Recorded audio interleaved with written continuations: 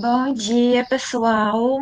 Então, hoje estamos dando aqui a continuidade a mais uma das nossas palestras satélites, dessa vez com a professora Luísa, com um tema muito importante, muito interessante.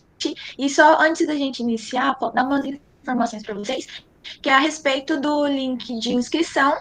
Quem ainda não se inscreveu, daqui a alguns minutinhos, nós vamos liberar o link para vocês fazerem a sua inscrição. Então, se inscrevam, fiquem de olho no chat.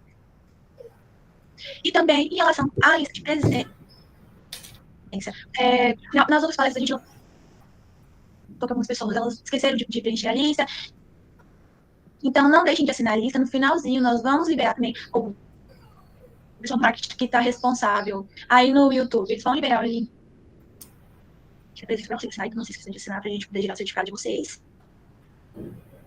E também, em relação às perguntas, podem ir lembrando, conforme a professora Luísa foi apresentando,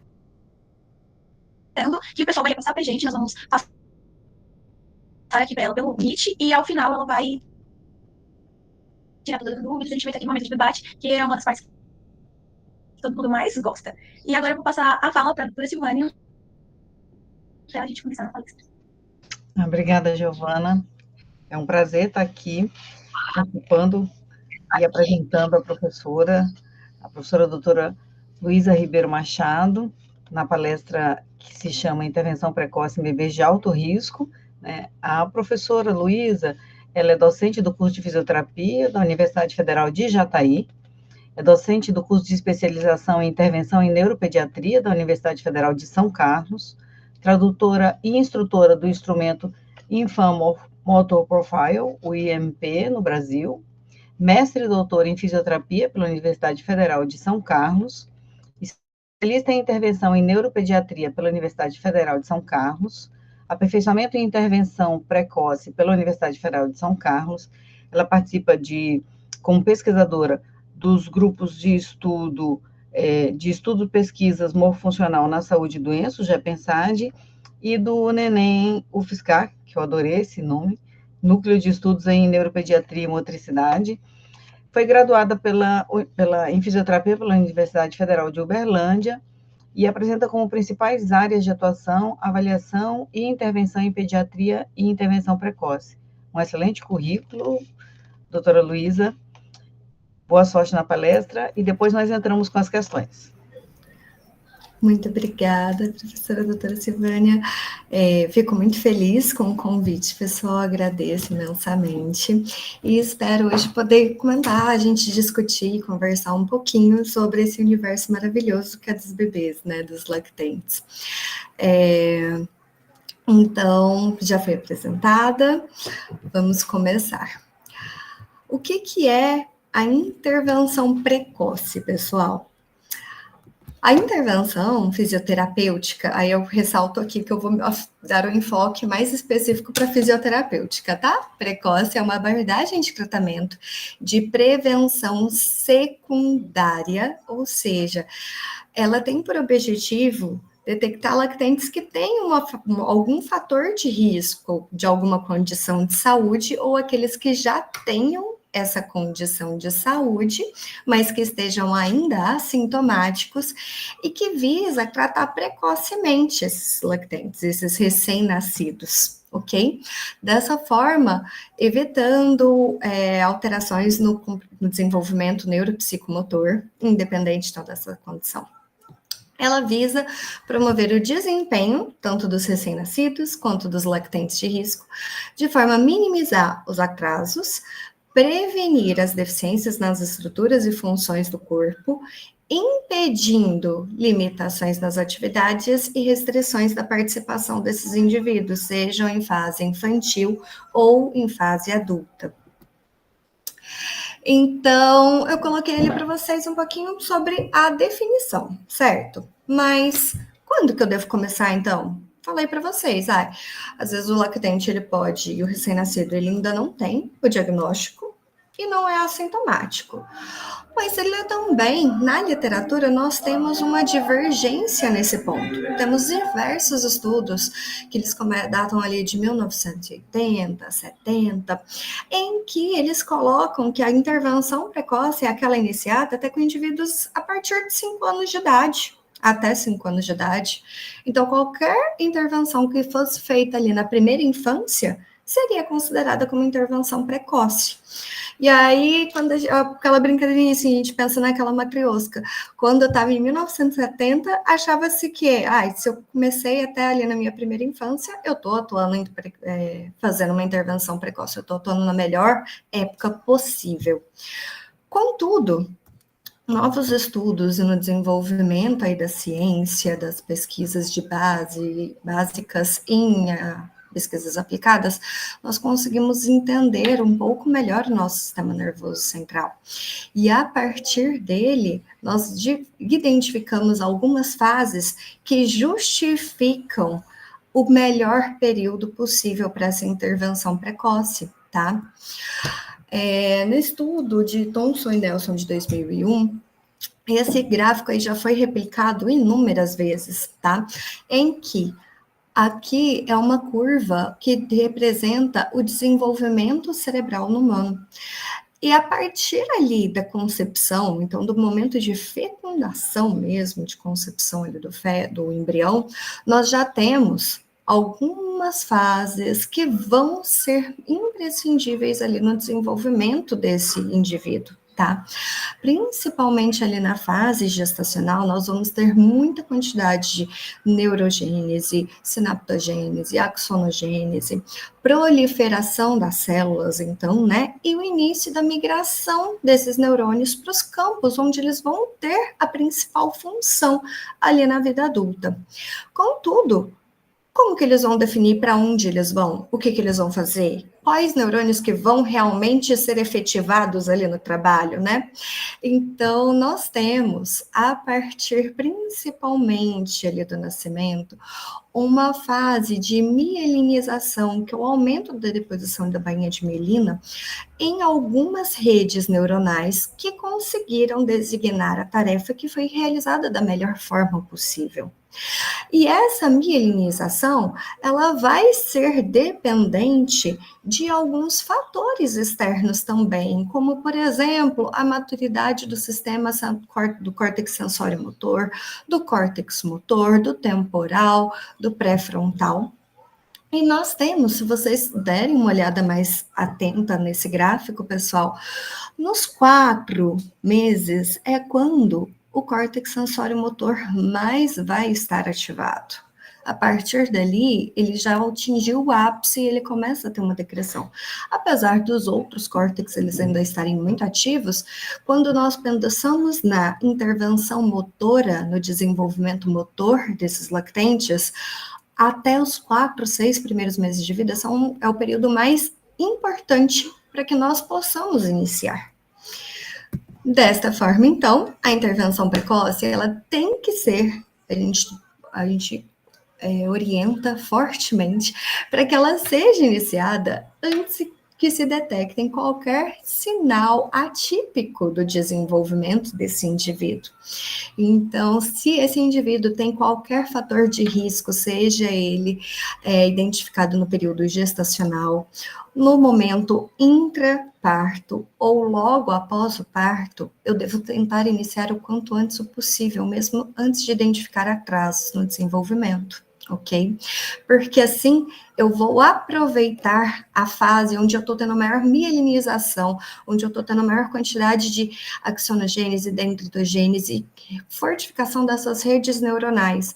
Então, eu vou ensinar, vai ser mais fácil para o indivíduo aprender a ação motora do que ele ter que depois reaprender a atividade. Então, a intervenção precoce, pessoal, passei a definição para vocês, mas vamos entender um pouco melhor como que ela funciona.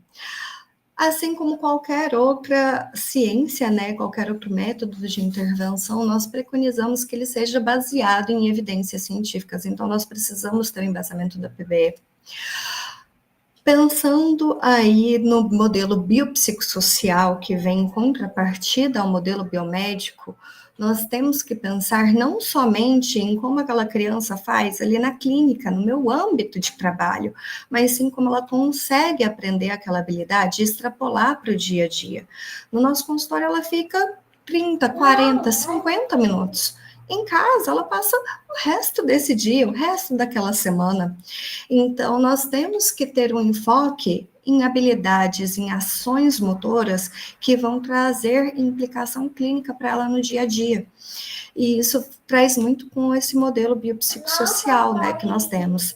E aí, da mesma forma, nós temos que pensar que, para eu poder determinar a minha estratégia de intervenção, o meu objetivo e as minhas condutas, eu preciso entender melhor o âmbito que aquele indivíduo está inserido. Então, são imprescindíveis também visitas domiciliares ou escolares. Por que escolar? Eu falei que a intervenção precoce ela deve ser iniciada até os 4 primeiros meses, antes de detectar qualquer alteração desse desenvolvimento. Então, às vezes, o bebê ainda vai estar na fase domiciliar, ainda vai estar ali com a rede de apoio, o fator ambiental principal para ele, vai ser o domicílio. Contudo, tem alguns bebês que as mães estão trabalhando, já precisam colocar ele na creche com 4 meses, com 6 meses. Então, também é imprescindível que nós possamos fazer visitas escolares para fazer tanto análise dessa questão, quanto fazer orientação, às vezes, para os cuidadores, das melhores formas de estimular esse bebê, tá? Dessa forma, nós vamos poder promover o enriquecimento ambiental. Então, eu vou poder extrapolar as minhas estratégias para o ambiente domiciliar desse lactente, para o ambiente escolar, para a participação dele na sociedade.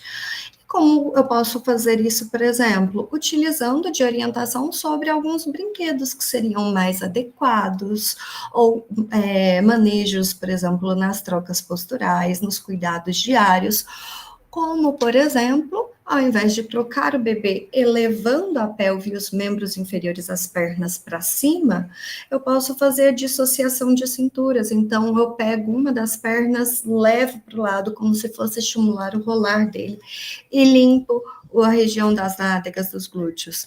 E depois faço isso da mesma forma para o outro lado. Então, na intervenção precoce, nós também temos que fazer as orientações, em que elas podem extrapolar para diversas áreas.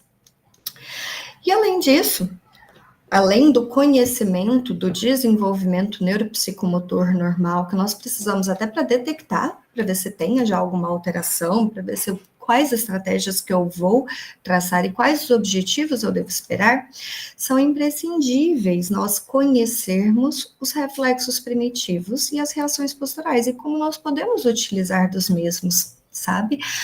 Nós podemos, por exemplo, utilizar de um bebê que está em RTCA, eu posso apresentar o brinquedo para ele, visto que ele está olhando o lado facial, ele está com a extensão do membro superior do braço.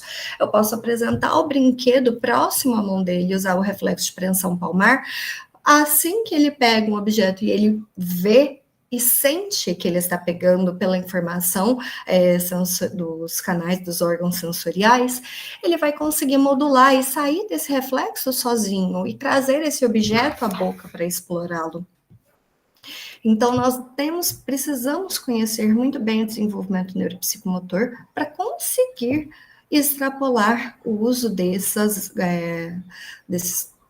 marcos para a estimulação e intervenção precoce. Quando eu disse sobre os brinquedos específicos, realmente são específicos, não é só brinquedo de bebê ou brinquedo de criança. Então, tem vários estudos publicados na literatura que analisam acerca dessa questão. Por exemplo, um bebê, quando está aprendendo a fazer o alcance manual, ele vai ter muito mais facilidade de alcançar e aprender objetos que são maleáveis em contrapartida a objetos que são rígidos. Porque o objeto maleável, ele vai pegar, ele ainda não tem o controle do quanto de preensão dos dedos ele vai fazer. E o objeto maleável permite com que ele explore tudo isso. O objeto rígido não. Se ele não consegue modular a força de preensão, ele acaba ou apertando demais e o objeto sai das mãos, ou ele também não faz a preensão adequada e o objeto acaba por cair. Além disso, também eu posso analisar o tamanho do brinquedo. Um brinquedo que seja pequeno, a nossa informação visual já nos informa, olha, esse objeto é pequeno, provavelmente só com um membro superior você vai conseguir. E o bebê, quando ele está nessa adaptação, nessa aquisição da habilidade do alcance, ele vai aprendendo isso conforme as tentativas e erros. Outra questão que nós podemos pensar é na cor do objeto. Então, objetos que têm cores mais de contraste, cores básicas, cores primárias, eles são mais fáceis do lactente observar quanto mais novo ele for, por conta da imaturidade do sistema visual, que vai estar ali mais desenvolvida a partir dos 6 meses, vai melhorando. 2 anos é um pouco mais aproximada com o sistema visual do adulto. Além daqueles pontos, outras questões que nós devemos sempre preconizar e analisar. A postura que nós estaremos submetendo esse lactente. Temos vários estudos também na literatura que relatam que posturas reclinadas a 45 ou 70 graus facilitam a movimentação voluntária e coordenada e controlada, por conta da redução da influência da ação da gravidade, a nível ali do torque. Então, vamos lembrar um pouquinho da biofísica, pessoal. Nesse sentido, nós podemos utilizar das posturas reclinadas para favorecer, assim como outras posturas de decúbito lateral para favorecer o alcance, entre outras, tá? Nós temos as coordenações sensório-motoras primárias, secundárias e terciárias, que é um dos pilares, assim, quando pensamos no início da intervenção precoce mesmo, que seriam a nossa coordenação audiocefálica, visocefálica, bucomanual, bucocefálica, audiovisiocefálica, entre outras. E elas são as precursoras, elas estão fazendo a transição daqueles movimentos gerais, movimentos autogerados, para movimentos mais direcionados mesmo ao objetivo, tá? E outra evidência que nós temos na literatura, na parte da neuropediatria, isso não temos exclusão para intervenção precoce, é a terapia orientada à tarefa. Quando nós conseguirmos delimitar um objetivo específico que seja funcional e que nós possamos segmentar esse objetivo em tarefas específicas, nós conseguimos sempre trabalhar a necessidade e a particularidade da ação e do interesse do indivíduo. Junto com a mãe, eles estão olhando um ao outro. Mas quando nós colocamos um rolinho de posicionamento para facilitar o controle cervical, ele tem muito mais função e consegue fazer descarga de peso no membro superior. Da mesma forma, a gente pode utilizar bolas suíças para poder otimizar esse posicionamento do bebê e trazendo sempre objetos que tenham muito contraste e sonoros. Esse daqui, por exemplo, nas patas desse cavalo, tem chocalhos junto. Tudo certinho, pessoal? Mamãe. Bom, quando nós pensamos, eu penso que o bebê ele precisa iniciar o quanto antes o possível. Se esse bebê está no ambiente da UTI neonatal, pessoal, peço desculpas pelo barulho de fundo, tá? Nós temos algumas ações, como, por exemplo, a metodologia do canguru, a estimulação neurosensório-motora, o uso de redes para posicionamento e o ofurô. O canguru já vem sendo amplamente divulgado, inclusive nós temos políticas públicas no Ministério da Saúde que preconizam a imunização na UTI e indicam muito o uso do canguru, visto que nós temos tanto o estímulo tátil de pele quanto a questão de frequência cardíaca, sinais vitais desse lactente, eles são amenizados, desconfortos respiratórios também são amenizados, ok? E tem a questão da autorregulação, a estimulação sensorial, a estimulação tátil e vínculo da mãe com esse recém-nascido. Muitas das vezes, os recém-nascidos que precisam estar na UTI neonatal, eles não têm a possibilidade de manter aquele vínculo com a mãe. Então, ele saiu daquele ambiente que ele estava totalmente protegido, para, na sequência, ir para um ambiente que ele está totalmente fora de todo o conhecido e muito agressivo. Então, a metodologia canguru vem se mostrando muito eficaz para o manejo desse lactente, para a estimulação do sistema neurosensório motor. E quando eu penso no canguru, é preconizado ele no mínimo 60 minutos. O bebê sempre com a cabeça lateralizada e os membros superiores e inferiores mais fletidos e aduzidos. Na estimulação neurosensório-motor, eu trouxe desse protocolo de 2024, porque tem várias fotos ali que ficaram bem legais. Então, aqui nessa primeira, eles estavam preconizando em fazer 2 minutos cada uma dessas posturas que eu vou apresentar para vocês.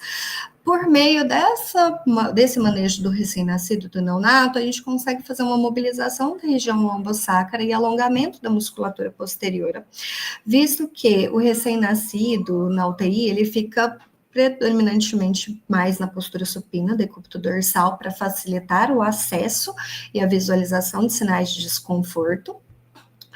E com a ação da gravidade, ele vai ficar na postura de anfíbio, então uma hiperextensão dos membros e do tronco.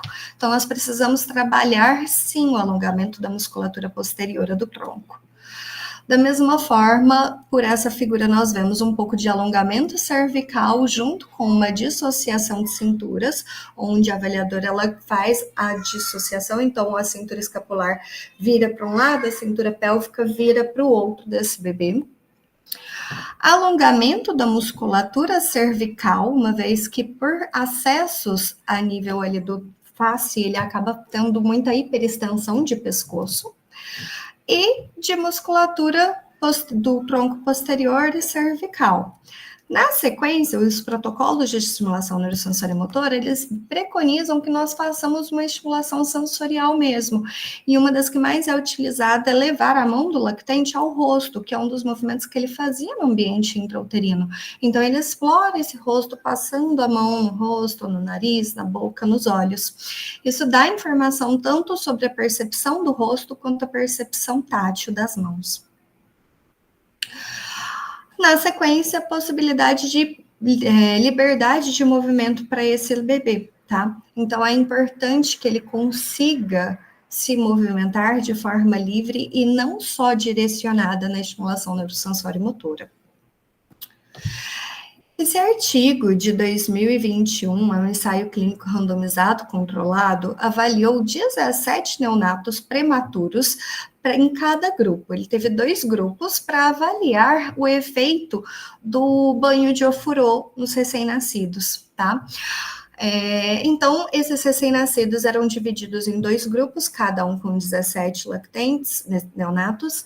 Eles não estavam em uso de ventilação mecânica e nem de suporte de oxigenoterapia, mas, além da avaliação, na sequência, os que estavam no grupo experimental, que era com ofurô, eles tinham a troca de fralda, iam para o banho de ofurô, que consistia em 30 segundos de adaptação, seguidos de mais 10 minutos de deslocamentos laterais e anteroposteriores dentro do balde de ofurô, tá? E os pés, vocês podem ver aqui, pessoal, eles não tocam na base.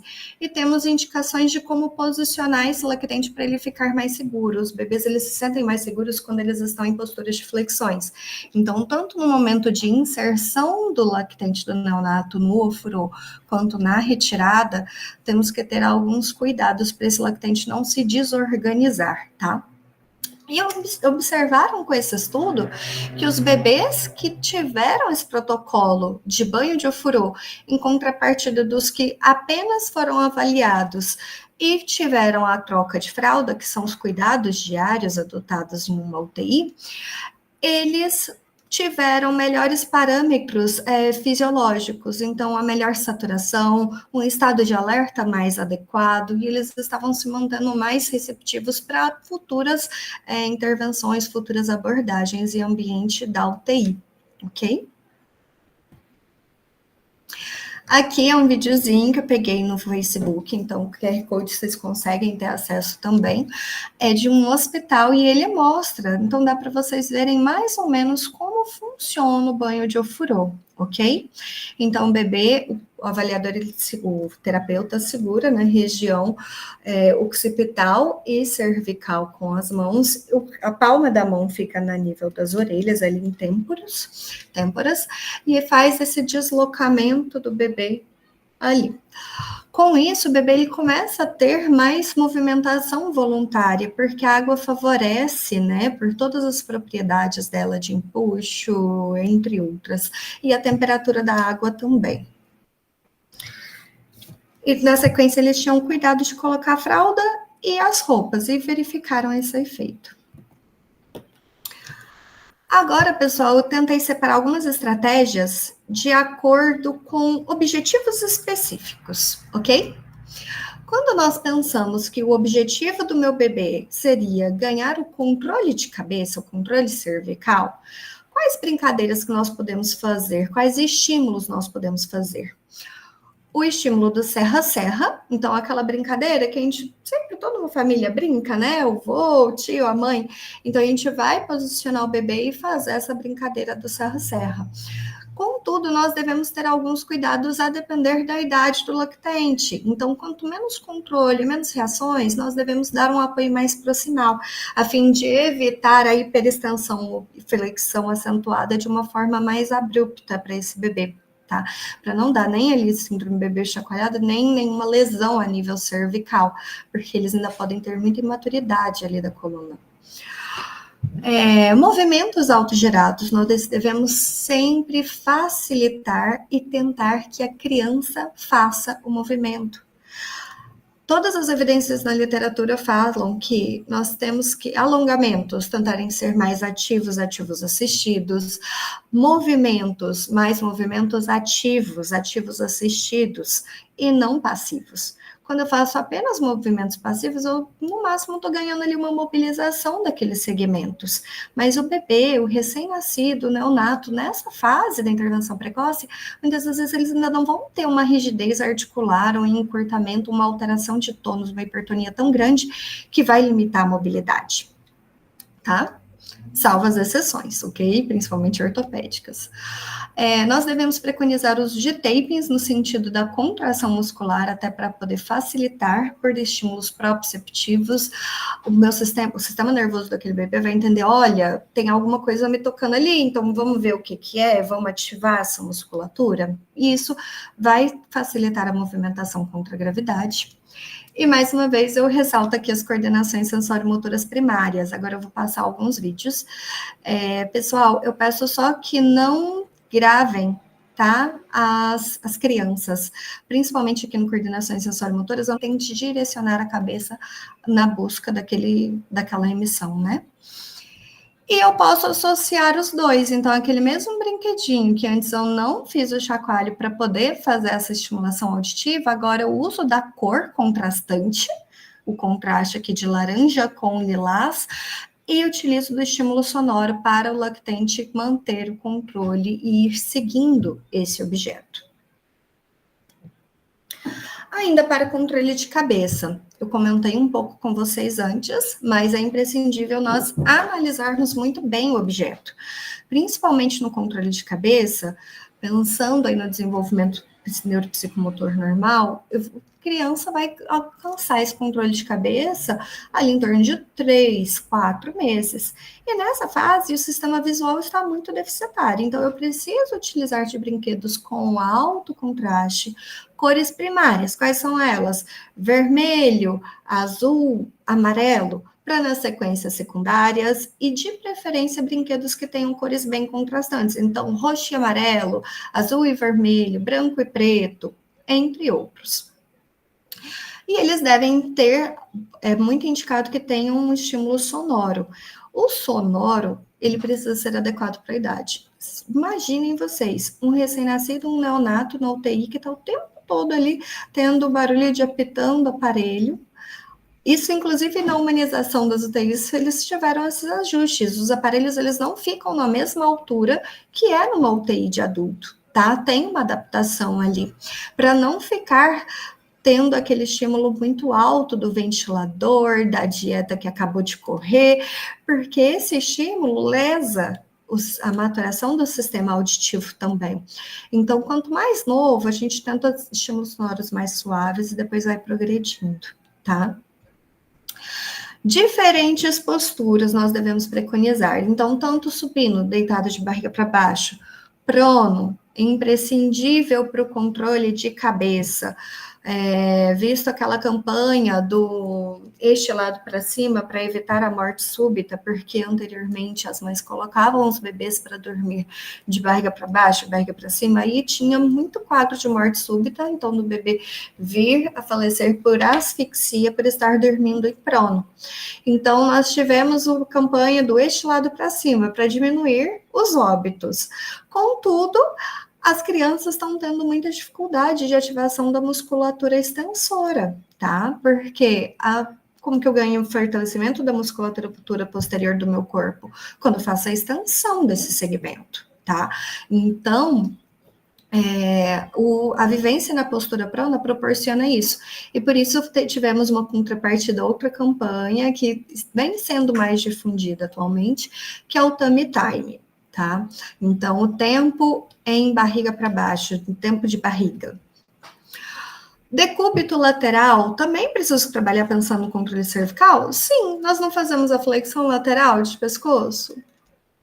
Ok? Então, decúbito lateral, suspensão do bebê no espaço, eu vou otimizar as reações de retificação cervical, entre outras, tá? E nós podemos utilizar de cunhas, rolos. Eu não tenho rolo, usa a sua perna. Tem só depois de 11 semanas para ver ali o quanto precocemente eu atuar, o quão melhor vai ser. 11 semanas, vamos pensar aí, gente, 3 meses, certo? E aí eu gostei muito desse artigo, porque ele traz, inclusive, com ilustrações, como que nós podemos orientar os pais também a fazer esse tempo em prono. Então, o tempo em prono, já me perguntaram, a partir de quando que eu posso colocar meu bebê para baixo? Ele nasceu, você pode colocar ele para baixo. No mesmo dia, eu fiz isso com meu filho. Estava na maternidade. No momento que ele estava um pouquinho mais desperto, estava um pouquinho mais ativo ali, abrindo um pouquinho os olhos, com uma movimentação mais aumentada, eu coloquei ele em prono sobre o meu peito e eu estava reclinada. Então, eu estava sentada, inclinada com apoio de travesseiros. Isso a gente pode fazer. Colocar o bebê em prono com um rolinho abaixo dos braços. Brincar dessa mesma forma aqui da figura, como vocês podem ver, então colocando o bebê em prono sobre as pernas e a gente brinca e faz o deslocamento anteroposterior, você pode fazer um movimento com as suas pernas para favorecer isso, para você não ter que deslocar seu corpo todo.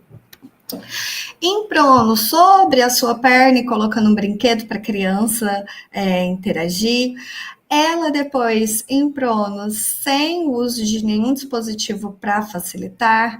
Em outras posturas também, como a postura ajoelhada, semi-ajoelhada e ajoelhada com apoio. Então, se vocês verem, uma mão ela está apoiando, outra mão ela está fazendo atividades de encaixe ali.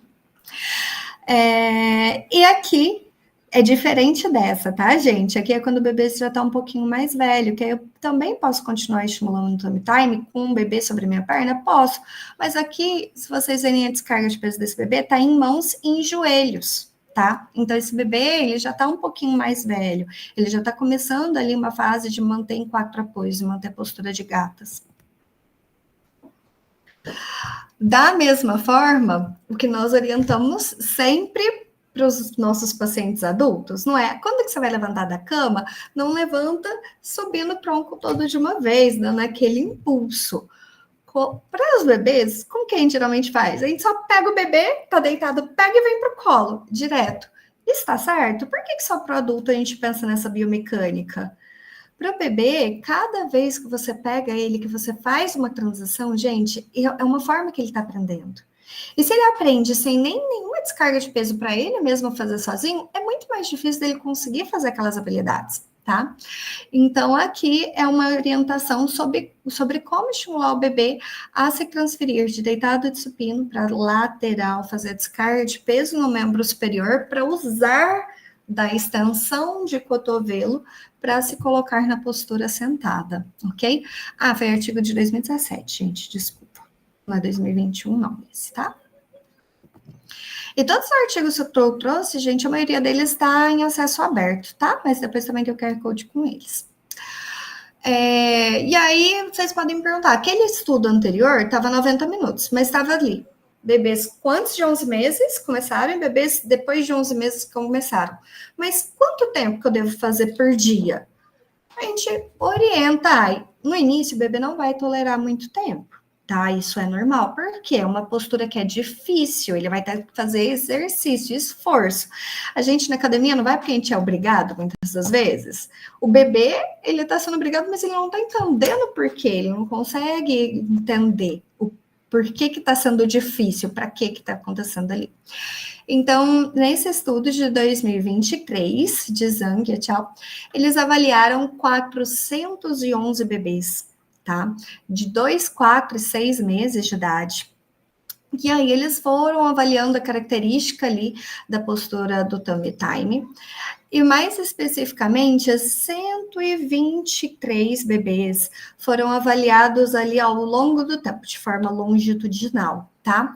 E aí eles conseguiram fazer uma prescrição da dosagem ideal por idade, que estava associada a melhores desfechos no desenvolvimento neuropsicomotor. Aos 2 meses de idade, então, se preconiza utilizar de 30 a 44 minutos por dia. 4 meses de 45 a 60, 6 meses de 61 a 120, ou seja, mais que 60 minutos por dia, mais do que 1 hora. Estatisticamente falando, só coloquei esse asterisco por isso, porque foi só com 2 e com 6 meses que essa diferença foi estatisticamente significativa, mas aos 4 meses também pode ser observada essa diferença, ok? E nesse protocolo, gente, eles tinham que fazer o tummy time pelo menos 3 vezes na semana, tá? Aqui tá por dia e era 3 vezes na semana, eu esqueci de complementar. Controle de cabeça, então agora membros superiores. Nós podemos otimizar os movimentos autogerados, então facilitar ali também utilizando as posturas. Continuar nas coordenações sensório-motoras primárias, por exemplo, de buco manual, tá? Então, quando ele pega algum objeto, levar à boca. De novo, utilizar o taping no sentido da contração muscular. E temos alguns protocolos de estudos para alcance manual, tá? Eu vou trazer um para vocês. Aqui tem o treino variado seriado. Tem estudos que mostram que treino de habilidades, gente, quando a gente faz em bloco, eu faço tarefa 3 vezes, depois eu faço uma outra tarefa 3 vezes, depois uma outra tarefa 3 vezes. A aprendizagem para logo após a minha intervenção, ela fica melhor, mas a criança não consegue, ela esquece essa aprendizagem para a semana seguinte, para a sessão seguinte. Então, ele aprende só para aquela hora. É o que vocês fazem com a prova. Vocês estudam o conteúdo da prova para aquele dia da prova. Pergunta na semana que vem se vocês vão lembrar exatamente aquele conteúdo. Agora, se vocês estudam todos os dias um pouquinho de cada coisa, vocês vão ter o conhecimento para a prova. E se vocês forem perguntados lá na frente, vocês vão lembrar disso com muito mais facilidade, ok? Porque aí você não vicia o seu cérebro, ele tem que trabalhar muito mais quando você muda de assuntos, muda de tópicos de ações motoras ao mesmo tempo. E, ao mesmo tempo que nos adultos nós temos a TCI, a terapia de contenção induzida, que em inglês é o CINT, nós temos uma adaptação dela para os bebês, que se chama Baby CINT. E tem o Habit, que é a terapia bimanual, mais intensiva, tá? De forma mais intensiva. Como um dos protocolos de alcance, eu coloco aqui para vocês um que é muito, muito fácil, pessoal. Então, na primeira situação aqui da figura, O que colocou aqui? O bebê, eu coloquei o objeto na mão do bebê. E aí, isso sempre no campo visual, então ele tem que estar vendo isso acontecer. Eu coloquei o objeto no campo da mão do bebê. Na sequência, eu dei 3 chances para cada braço. Na sequência, eu segurei apenas no cotovelo e o bebê fez o alcance. Então, eu estabilizei segmentos mais proximais, porque ele precisa ter controle de cintura escapular para conseguir fazer alcance, tá? Então, eu estabilizei segmentos mais proximais e aí ele só teve que fazer mais a movimentação distal. Então, ele teve mais estabilidade para isso. E na terceira tentativa, coloquei, na terceiro bloquinho das tarefas, colocamos apenas o brinquedo na linha média para o bebê alcançar. Isso para vocês verem na postura reclinada para facilitar. O bebê que fez esse protocolo por 3 minutos apenas, logo na sequência ele aumentou enormemente a quantidade de alcances manuais que ele fez, tá? E outro mesmo estudo na sequência que fez, a gente fez esse estudo grande junto, só que separou para 2 artigos.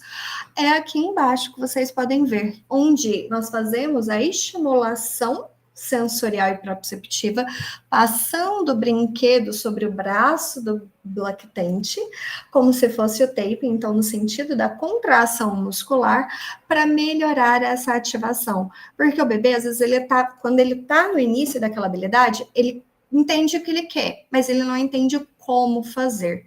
Então, se a gente faz primeiro por ele, facilita e depois deixa ele sozinho, ou se a gente dá informação proprioceptiva de qual segmento que eu quero que ele ative, qual musculatura que eu quero que ele ative, ele tem muito mais facilidade de realizar o movimento de forma voluntária.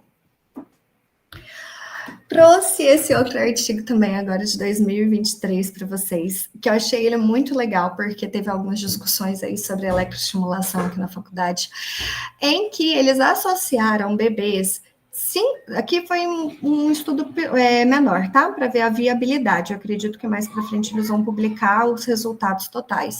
Então, foram apenas 5 lactentes entre 7 e 10 meses de idade que participaram do estudo. E aí eles tinham 3 semanas de cuidados habituais, 3 semanas do protocolo do TCI para o bebê e de eletroestimulação. Eles tinham 2 horas desse protocolo por dia, 3 dias na semana, tá?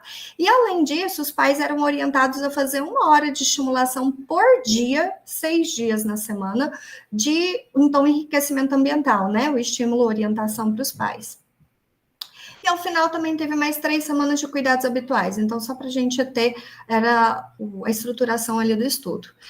Esses bebês são avaliados antes, após e depois de 18 meses para ver a eficácia. Então, eram bebês que eles tinham assimetrias, eles tinham mais função de um membro do que o outro.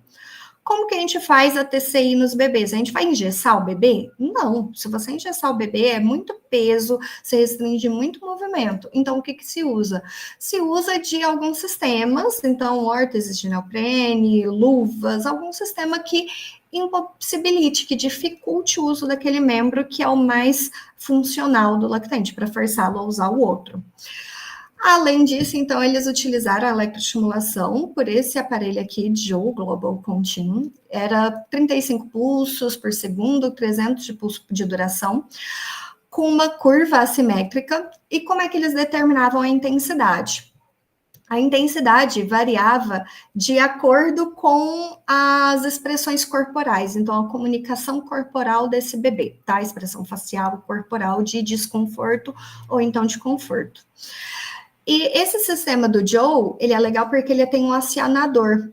Então, o que eles fizeram? Eles colocaram esses eletroestimuladores nos flexores e nos extensores, e à medida que a criança precisava fazer uma tarefa que ela precisava ativar os flexores, eles ativavam os dos flexores, então, para apreensão.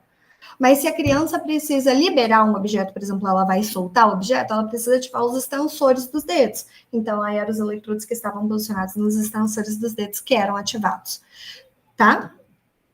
E verificou-se que para esses bebês, eles tiveram um resultado muito significativo ali na função manual e na aprendizagem, tá? Ficou mais equiparado à função dos 2 membros superiores. Além disso, então, dos brinquedos que eu já falei para vocês, aqui eu só acrescento brinquedos sensoriais também. Então, porque além de ver, o bebê vai pegar. Então, que eles tenham diferentes texturas, que eles deem informações proprioceptivas, por exemplo, tem brinquedos que vibram. E isso é muito interessante para o bebê, tá? Além de caneleiras com peso regulável, gente, a gente usa caneleira com o bebê? Sim, tem alguns estudos, tá? Tanto para membros superiores quanto para membros inferiores, em que foi designada uma pulseira, e aí, sabe aquele pezinho da linha de pesca? Utiliza-se daquele pezinho para graduar a resistência que você vai colocar ali para o bebê, tá?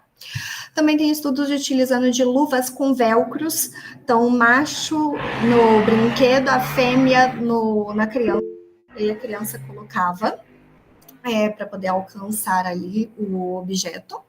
E pulseiras com guizos. Se o bebê está se movimentando e tem um guizo, ele movimentou aquele braço, ele teve uma informação auditiva de um feedback positivo. Então, ele começa a movimentar mais ainda para ter essa resposta secundária à movimentação. Então, aqui é só para vocês entenderem da estimulação.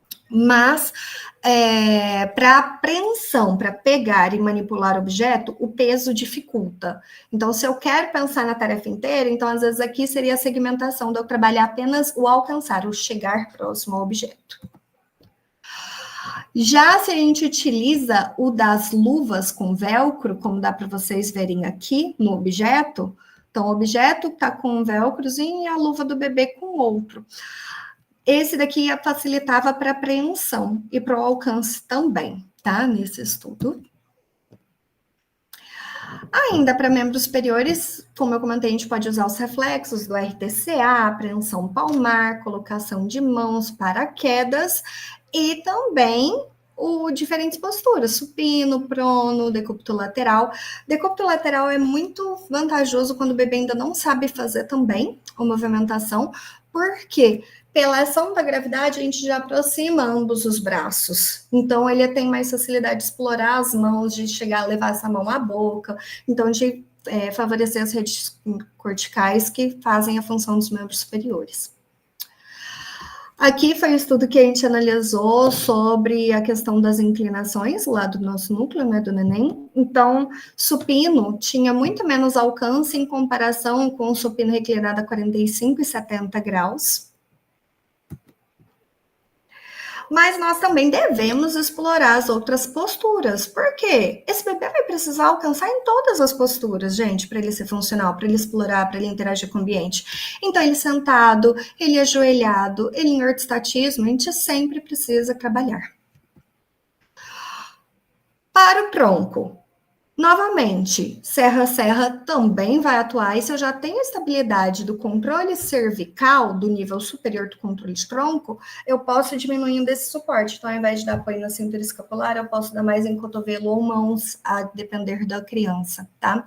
A postura prona, ou então a aquisição da postura prona, então, aí ele vai rolar de supino para prono, de prono para supino. Em prono, ele vai pivotear, que é girar no próprio eixo, aquele movimento de reloginho. Pegar os pés quando ele está em supino, que ele vai ativar o abdominal, as fibras mais inferiores, tá?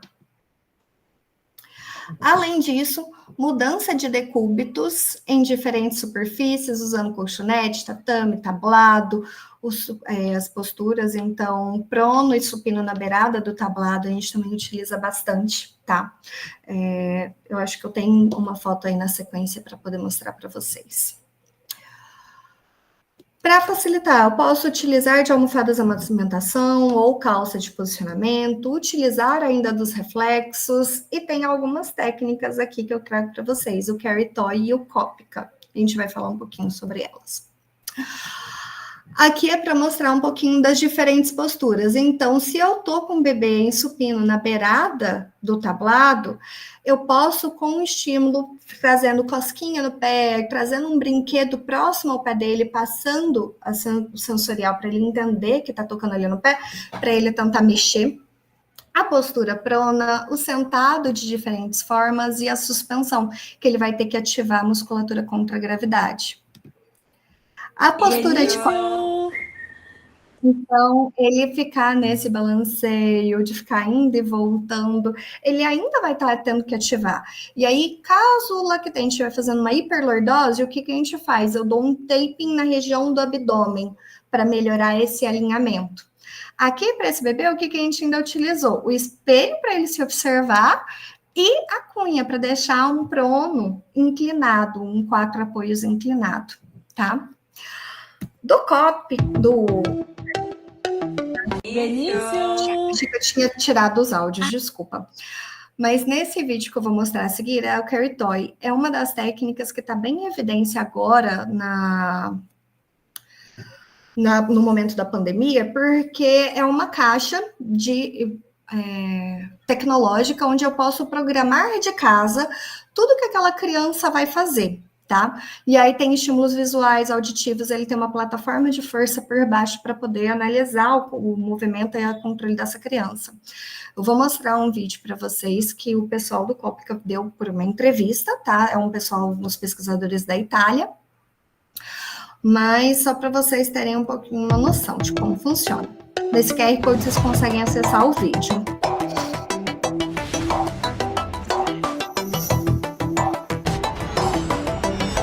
Eu não consigo.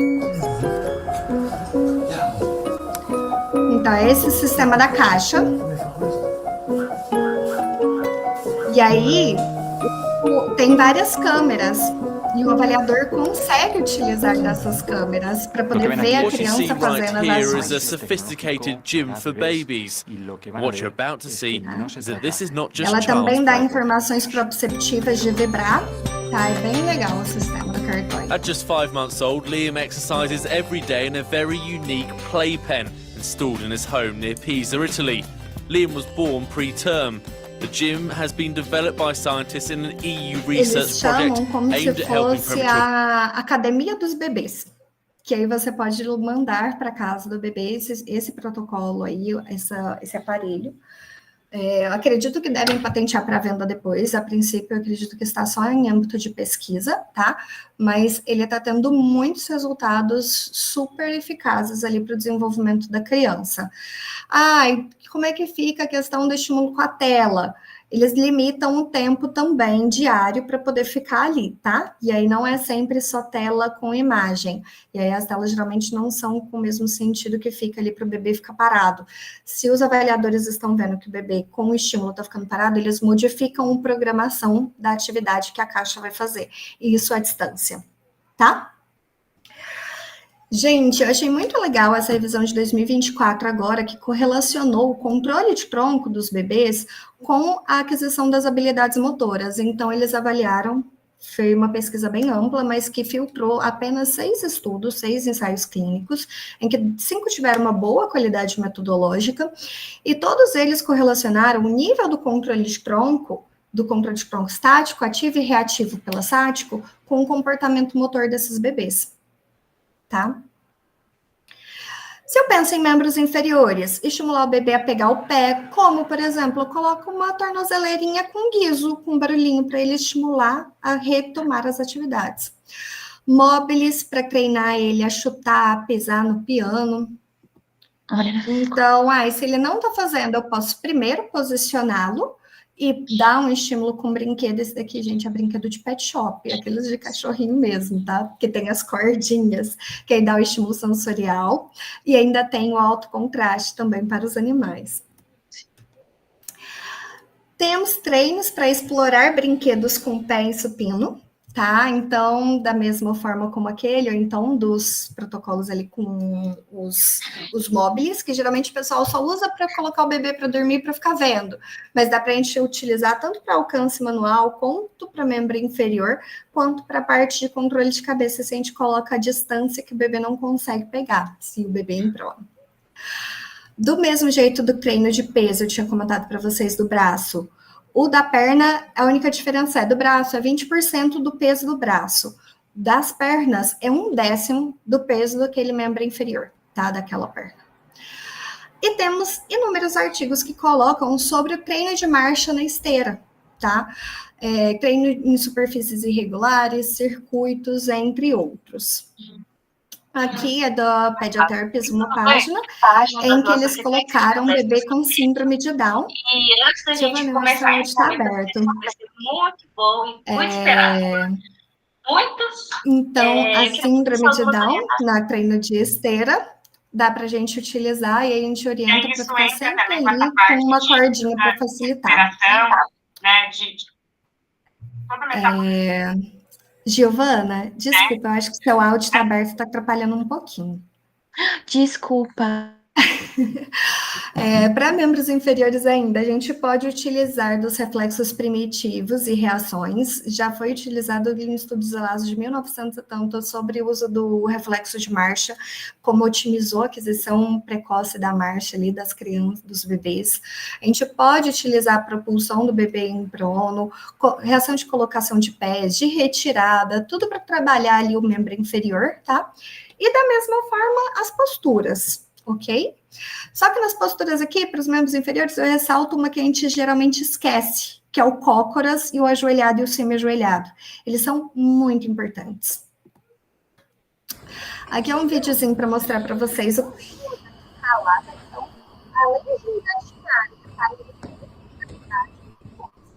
em diferentes níveis, isso fortalece muito a cintura pélvica e o membro inferior, tá? E aí nós podemos facilitar. Esse bebê não precisou, mas nós podemos fazer o posicionamento, então posicionar nossa mão abaixo da sola do pé desse bebê, empurrar um pouco mais para aumentar essa amplitude e ele conseguir se impulsionar ali no resquício da propulsão. Assim como para a marcha, nós podemos facilitar a marcha lateral. Se vocês olharem uma medida aqui da fisioterapeuta, ela está fazendo apoio em pelve desse bebê. Então, se ele vai levar a perna direita, ela joga a pelve para o lado esquerdo. E da mesma forma para poder trazer a segunda perna. Pessoal, não vai dar tempo de abordar precisamente esses guidelines, porque eles são muito grandes, mas todos os fatores que eles colocaram, eu fui abordando anteriormente, tá? Esse é o último guideline que tá sobre intervenção precoce para bebês com paralisia com risco ou que tenham PC ou com alto risco para PC. E aqui pelo QR Code vocês conseguem acesso ao mesmo, tá? Então, eu só não vou abordar para vocês o nível de evidência de cada uma das estratégias, mas todas as estratégias que eles colocaram eu abordo aqui na palestra. E aqui são as páginas dos núcleos que eu estou associada, então aqui na UFJ, a página oficial do Instagram, do GPensad, do Neném, e meu e-mail, caso alguém queira discutir, queira algum material específico, fazer parcerias por aí, estamos sempre abertas. E reforçar o convite com a página do Confins para vocês se inscreverem, porque hoje foi uma palestra satélite para poder instigar aí vocês, então todo mundo, gente, a satélite foi aí um momento único. No Confins vocês vão ter muito conhecimento que vai ser muito rico, tá bom? Queria agradecer a todo mundo. E acho que, por enquanto, é só. Vamos aí para os nossos momentos de discussão.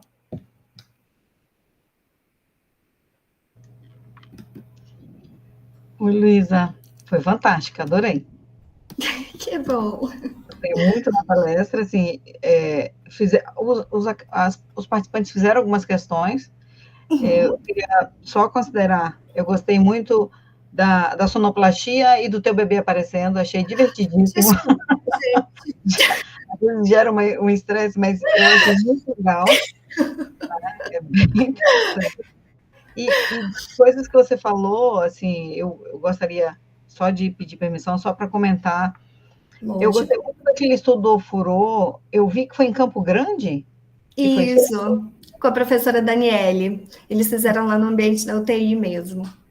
Achei muito interessante essa questão do Furô, né? Esse controle de fazer essa atividade na UTI, óbvio que é um pouco complexo, né? Tem que ser bem trabalhado, mas eu já fiquei curiosíssima de pesquisar, que realmente eu achei muito interessante. Assim, o ofurô, no início, estava se acreditando que ele facilitaria até a movimentação e o desenvolvimento motor geral ali do lactente, tá? Tanto que tem alguns artigos que levantaram isso como possibilidade, mas ainda não tinha uma metodologia muito robusta para dar causalidade mesmo. Mas os últimos estudos estão evidenciando mais uma melhora ali, a estado de alerta da criança, a ela ficar mais calma, os parâmetros fisiológicos dela ficarem mais estáveis, e que a gente precisa disso para o bebê para otimizar a estimulação neurosensória e motora, né?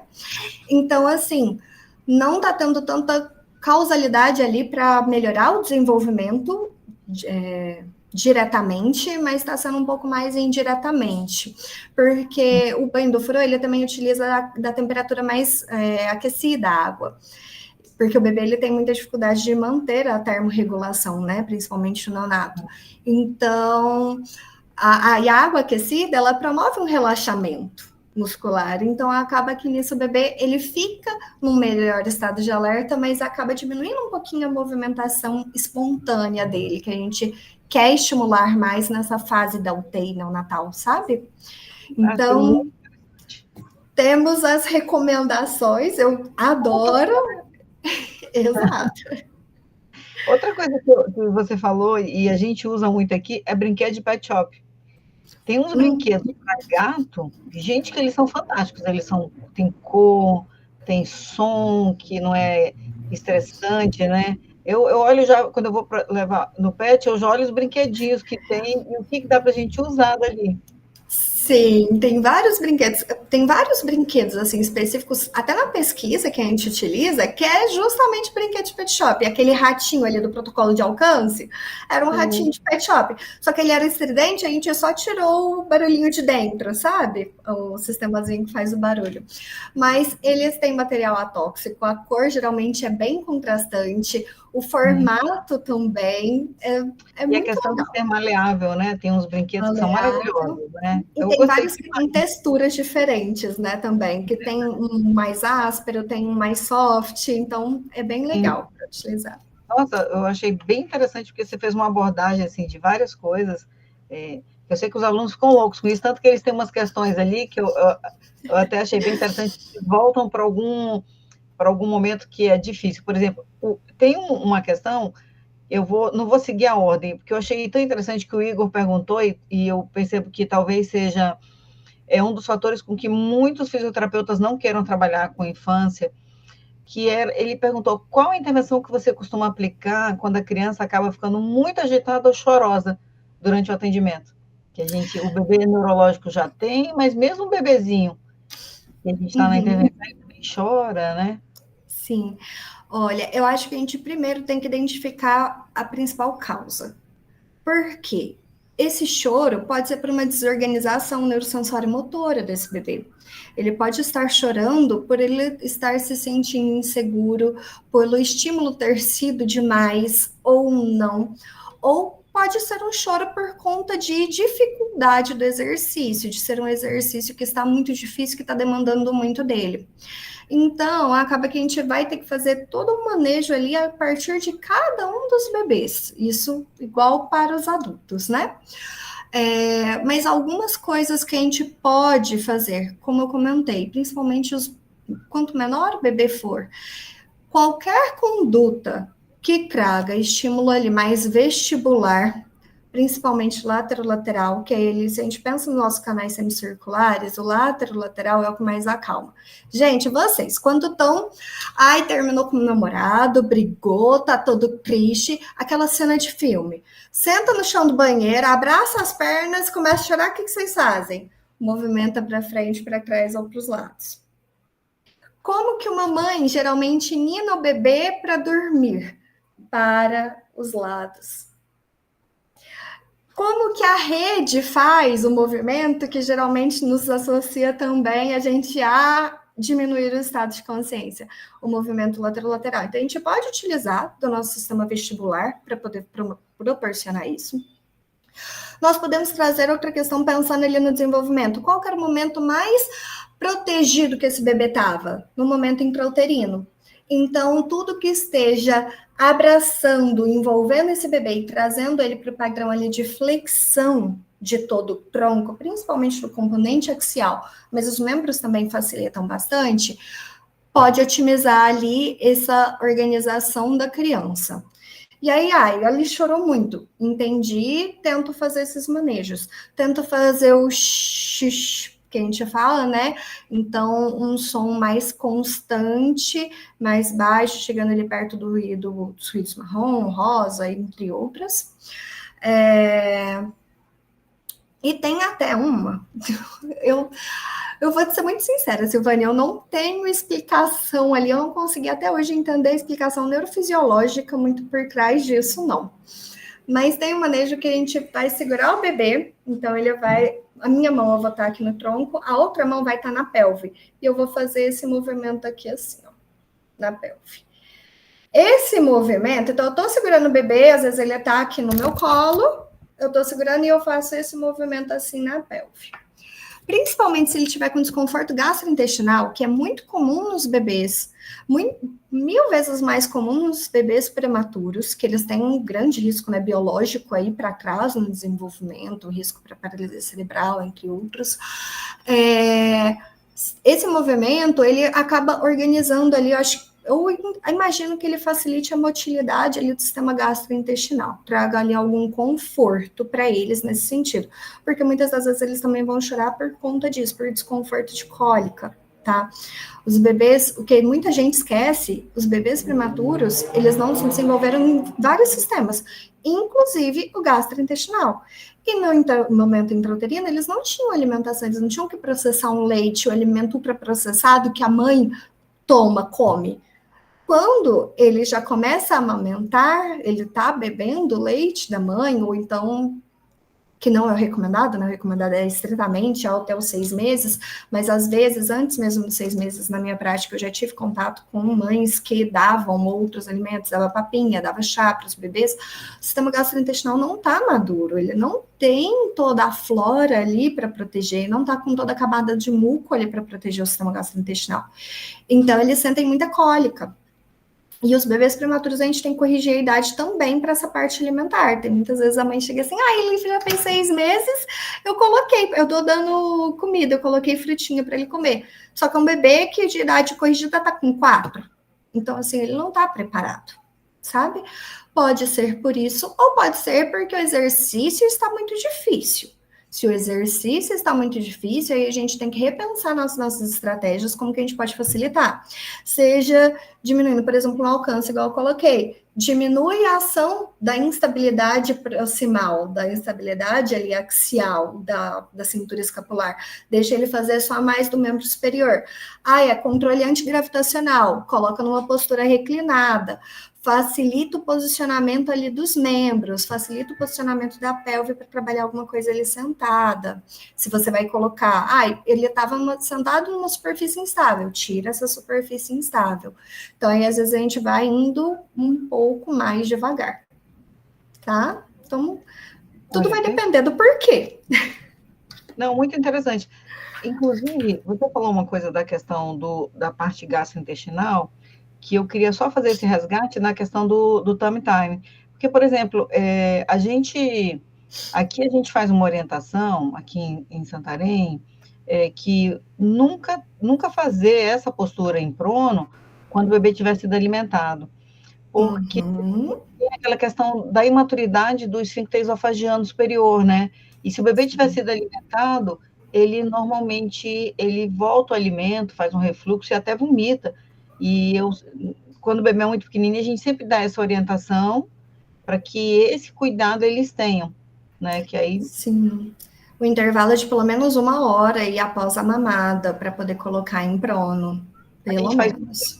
E aí vem uma questão que até o Igor falou novamente, que eu achei muito interessante, que ele fala quais são os maiores desafios enfrentados pelos fisioterapeutas na intervenção precoce.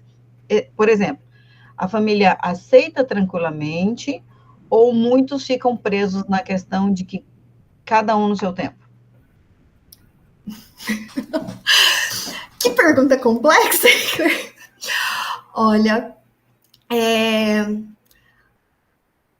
temos alguns desafios, assim, entendi essa pergunta mais para adesão, né, da terapia.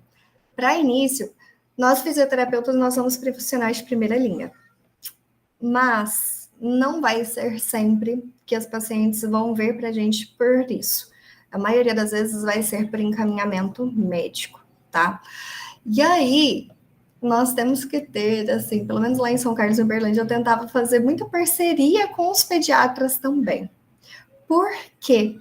Tem muitos que ainda acreditam nesse, wait and see, então espera para ver. Só que nisso a gente não consegue fazer a detecção precoce, as crianças já começam a ter essas alterações, e aí a gente perde o momento mais sensível para estimular algumas habilidades, tá? Por exemplo, da alcance, da cabeça, controle de cabeça, 3, 4 meses é o período mais sensível, que vai ter mais, vai ser mais fácil da criança conseguir adquirir essa habilidade, tá? Em contrapartida, o uso das redes sociais está facilitando bastante a difundir o conhecimento. Mas, como toda área, temos as pessoas que não estão se respaldando tanto nas evidências para poder fazer essas orientações. E tem alguns que falam assim, não precisa nem ter nada. Aí nasceu, ele tem que passar por uma avaliação, ele tem que fazer fisioterapia, qualquer bebê. Como, não vou extrapolar para a área do bebê, mas não tanto na fisioterapia, todos os bebês estavam tendo que fazer a frenectomia, o pique do freno da língua, porque era isso que estava dificultando a amamentação. Muitas das vezes não é, às vezes é outro fator, às vezes é comprometimento neurológico, às vezes é uma questão materna, às vezes é uma questão hormonal, às vezes é uma questão respiratória da criança, imaturidade respiratória. Então, tem vários fatores, não é só a língua presa que faz isso. Mas teve tanta divulgação aí que, se o bebê não tá mamando direito, tem que é porque tá com a língua presa. E fizeram vários piques em bebês que não tem nada a ver. Ou então falando que se tiver freno da língua vai ter torcicolo. Então, ao mesmo tempo que as redes sociais, a internet, ela facilita, ela também traz muita divulgação de informação equivocada. Eu acho que a estratégia que nós, como profissionais, temos que fazer é sempre tentar, se eu estou trabalhando na prática clínica, tentar ter uma rede social, algum canal, tanto com profissionais que poderiam me fazer esse encaminhamento, tá? Então, dos pediatras, fazer uma rede social de traduzir, fazer essa tradução do conhecimento, então, repassar essas informações técnicas, teóricas que a gente vê dos artigos para a prática e de uma forma mais acessível para a população entender, né, essa questão, além de orientar os pais, porque o que acontece? A sessão, o bebê, ele enche de mensagem, gente, quando o bebê nasce, você tem noção dos gastos que é para ter um bebê? Dos gastos de vacina, dos gastos de remédio, dos gastos com roupas, com fraldas, com pomadas, cuidados diários, às vezes as pessoas para ajudar na casa, a mãe tem que se ausentar. Então, querendo ou não, a terapia, a intervenção precoce, ela tem um resultado muito eficaz, assim, a gente tem muita eficácia, em alguns momentos a gente consegue até dar várias altas em torno de 2 anos e tudo, outras vezes antes, se não é uma parte neurológica, né? Se é só um risco mesmo, como, por exemplo, nascimento prematuro, ou é um risco para alguma alteração, mas que não foi consolidada. E a gente consegue, às vezes, dar alta antes. Só que por que a família vai ficar lá? Ela vai ter um tempo, e ela tem uma renda, geralmente, um pouco menor nesse momento. O que vai fazer ela realmente ficar lá? É você incluir a família na avaliação, incluir a família no dia a dia. O bebê não fala, você vai ver que ele vai estar irritado, mas por que ele está irritado? Ele não dormiu, ele não comeu, teve visita, ele ficou irritado, teve vacina, eu comi alguma coisa, a mãe que está amamentando comeu alguma coisa diferente. Todos os fatores, gente, vai interferir ali para o bebê. Se você der essa atenção para a mãe, você vai entender melhor o bebê e você vai criando vínculo com a mãe. Você ensinar o porquê você está fazendo. O porquê tudo. Muitas vezes a gente vai fazendo no automático e a gente não explica, a gente não conta o porquê. E às vezes os ganhos, eles demoram um pouquinho a chegar. Se ninguém te explica o porquê que tá fazendo, mas está te cobrando, e você não está tendo resultado em 1, 2, 3 semanas, vocês acham que tem um reforço positivo ali para a mãe manter a terapia? Sendo que às vezes está tendo que parar de passear ou parar de comprar alguma coisa para poder pagar essa terapia. Eu acho que nisso muitos dos profissionais acabam pecando, tá? De não deixar os pais junto na sala, de não deixar eles próximos e de não ensinar o que eles também podem fazer. Ou dar tarefa de casa demais. Isso eu falo, inclusive, como mãe. Se você coloca muitas tarefas, a mãe vai falar assim, nossa, eu não consigo fazer, não tá dando resultado porque eu não consigo, e vai virando aquele ciclo vicioso. Então, acaba comprometendo um pouco ali da satisfação da mãe no processo. Eu concordo. A gente também usa uma estratégia de, no máximo, 2 orientações, de uma atividade e uma orientação até a próxima sessão, porque, por exemplo, aqui é um serviço público que a gente implementou na própria universidade, e tem algumas questões que a gente tem que pensar. Hoje em dia, as pessoas elas estão com o HD meio cheio, assim, elas vivem nas redes sociais, elas vivem... Então, a gente percebe que até a atenção das mães está diferente. Se eu dou muita informação e numa linguagem que não é acessível, na verdade, eu não estou fazendo nada de bom, porque nem a criança vai ter o estímulo que ela necessita, né? Porque às vezes eu me coloco na posição de doutora e falo coisas super complexas. E eu gostei também de uma fala sua sobre a questão da importância da interação com outros profissionais, né? Uma equipe multi atuando, eu não tenho estresse nenhum em relação a isso. Quando eu vejo alguma alteração que eu acho que precisa da abordagem de outro profissional, eu sempre peço, dá uma olhada nisso. Você não está achando que está assim? E com os pediatras também, eu tenho muita tranquilidade com isso. A gente está sempre pensando que o foco é a criança. Mas a família é essencial. Se a família não adere à conduta, é bastante complicado, né? A gente diz, não faz, não faz, não faz. Aí chega, a gente olha para a criança e diz, fez. A gente vê muito isso, né? Assim, mas eu gostei muito da sua fala em relação a isso. Silvânia, só uma coisa para complementar, você falou das questões de orientações, né? 2 a cada sessão. Uma coisa que a gente também estava fazendo nos estudos lá na UFSCar e eu fiz com alguns pacientes meus lá em Uberlândia também, foi ao final da sessão eu deixava 5 minutinhos, 5, 10 minutinhos no máximo, quando a mãe tinha mais dificuldade de compreender alguma coisa, ou era alguma coisa muito diferente. 5 minutinhos. Você mostra uma vez para a criança o que você quer que a mãe faça na tarefa. Aí, ela vai olhar. Aí você vai falar assim, ó, agora você vai fazer. Aí ela faz uma primeira vez. Aí ela vai me falar, olha, mas é isso, é aquilo. Porque às vezes a gente fala, a gente orienta qualquer exercício, só que a pessoa olhando, ela fala que tá tudo certo. Na hora que ela vai fazer, ela não lembra onde que é a mão, onde que pega, o que faz e tudo. Então, eu faço a mãe fazer. Ela tirando as dúvidas, vendo que deu, conseguiu ou não fazer, eu peço para ela fazer mais uma vez e eu gravo ela fazendo e enviava para ela para o WhatsApp. Então, isso facilitava. Porque se ela esquecia, ela tinha o vídeo. A cartilha acaba demorando um pouco para você fazer, específica para cada sessão, para cada bebê. E tem mães que não liam direito, tá? Do meu contato. Tinha algumas que não conseguiam entender, mesmo com as figuras. Eu percebi que mandando o vídeo para ela, dela fazendo, ela tinha muito mais facilidade e ela aderia muito mais. É uma excelente estratégia, concordo. A pergunta da Alice, ela pergunta para você que estratégias podem ser utilizadas para crianças e bebês que não atendem comandos verbais. Eu não sei se aqui ela está colocando que a criança tem uma dificuldade extra, de alguma deficiência auditiva. Eu não sei se a pergunta dela estava nesse sentido. Mas acho que dá para você fazer. Assim, a gente já teve crianças que durante o atendimento, eu vi que você, em algum momento, você colocou fazendo a pista sonora, né, do barulho, e outras vezes só a pista visual, né, só o estímulo visual.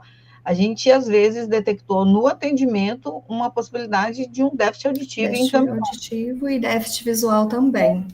A gente acompanha mais tempo, né, assim, a criança nessa trajetória, e muitas vezes a gente vai dizendo, olha, é bom verificar isso aqui, né? Eu não sei se é nesse sentido. Se você puder falar um pouco. Tá. Bebês, no geral, eles não vão atender, muito principalmente os pequenininhos, eles não vão atender comandos direcionados só verbal. Não vai, eles não têm ainda esse repertório de linguagem, essa capacidade cognitiva de entender as demandas, as ações e as tarefas, tá? tá? Então, quando eu penso nisso, já me traz estratégias que eu vou abordar, mesmo que a criança tenha uma deficiência auditiva, mesmo que ela tenha uma deficiência visual ou deficiência cognitiva, tá?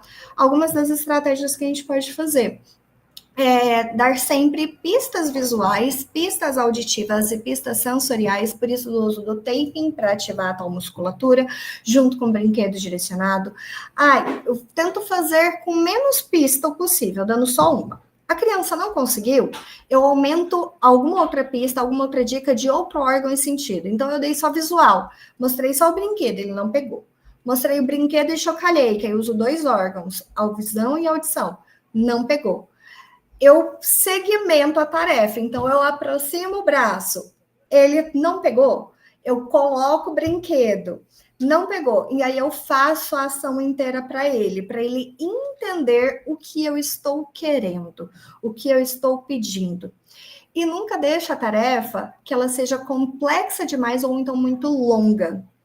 Por exemplo, na marcha, se você vai colocar um bebê para marcha, uma das estratégias é a gente coloca ele em pé, apoiado com as costas na parede, e você vem com as mãos e chama. Se você está a 4 passos dele, 4 passos seus, 4 passos dele, que seja, ele não vai querer, porque vai estar longe e ele vai se sentir inseguro. Então, se você se aproxima dele para ele tentar chegar mais próximo, em um passo ele conseguiria te alcançar. Quando ele der esse um passo, você chega um pouquinho para trás. Quando ele der esse segundo passo, você chega ele um pouquinho para trás. É muito mais fácil ele pensar que ele vai ter que dar um passo do que ele pensar que ele vai ter que dar 4 passos. Então, um passo 4 vezes é mais fácil do que 4 passos de uma vez só. Dessa mesma forma, se eu segmento uma tarefa, é muito mais fácil do que ele fazer aquela tarefa inteira. Se eu utilizo de mais órgãos, é muito mais fácil ele conseguir entender e conseguir organizar o corpo dele para o que ele vai precisar fazer, tá?